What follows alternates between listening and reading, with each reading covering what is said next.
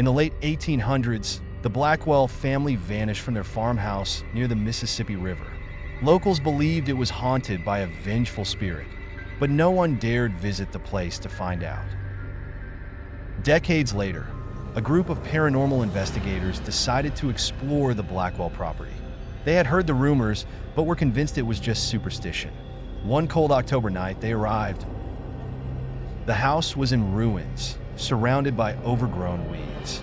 Its broken windows seemed to stare at them. As they stepped inside, the air grew heavy with an unexplainable weight, the faint smell of rot lingering.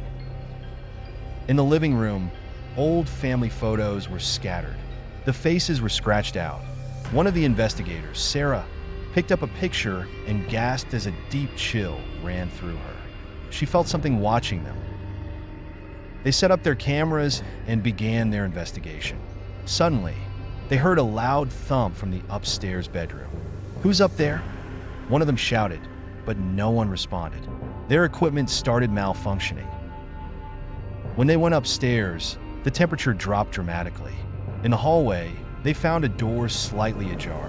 As they pushed it open, they saw it, a small, rocking chair moving back and forth on its own. One of the investigators, Mike, felt a tug on his jacket. He turned around, but no one was near him. "Let's get out of here," he whispered. But the door behind them slammed shut, locking them inside. Panic set in as the walls seemed to close in around them. Sarah tried the door, but it wouldn't budge. The air thickened with whispers, voices too faint to understand, but enough to send shivers down their spines. In the corner of the room, they spotted a figure, a woman in a long, tattered dress. Her face was pale, her eyes hollow. She vanished as quickly as she appeared, leaving only a cold, suffocating presence behind. The group scrambled to find another way out. Sarah found an old diary on the floor. The last entry was from the Blackwell mother, detailing how her family had been cursed by a stranger they had wronged. As they read the diary, loud footsteps echoed from downstairs. But when they rushed to the staircase, no one was there. The house groaned as if it were alive, as though it had been waiting for them. Suddenly, Sarah collapsed. She could feel invisible hands wrapping around her throat.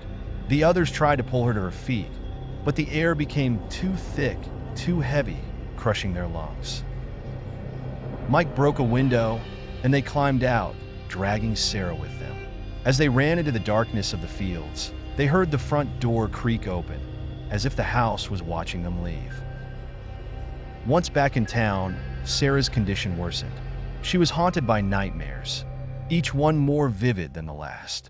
In every dream, the Blackwell family stood at her bedside, their eyes cold and empty. Weeks passed, and Sarah disappeared without a trace. The others returned to the Blackwell house, hoping to find answers. But when they arrived, the house was gone. Only an empty, silent field remained. To this day, locals swear they can still hear whispers near the old Blackwell property. The story of the investigators is told as a warning. Those who seek the truth might never return. If you have a fearless heart, returning here means you're ready for more upcoming horror and thrill. Be the first to dive into the new adventure by clicking the subscribe button and turning on the notifications. Get ready for an unforgettable experience.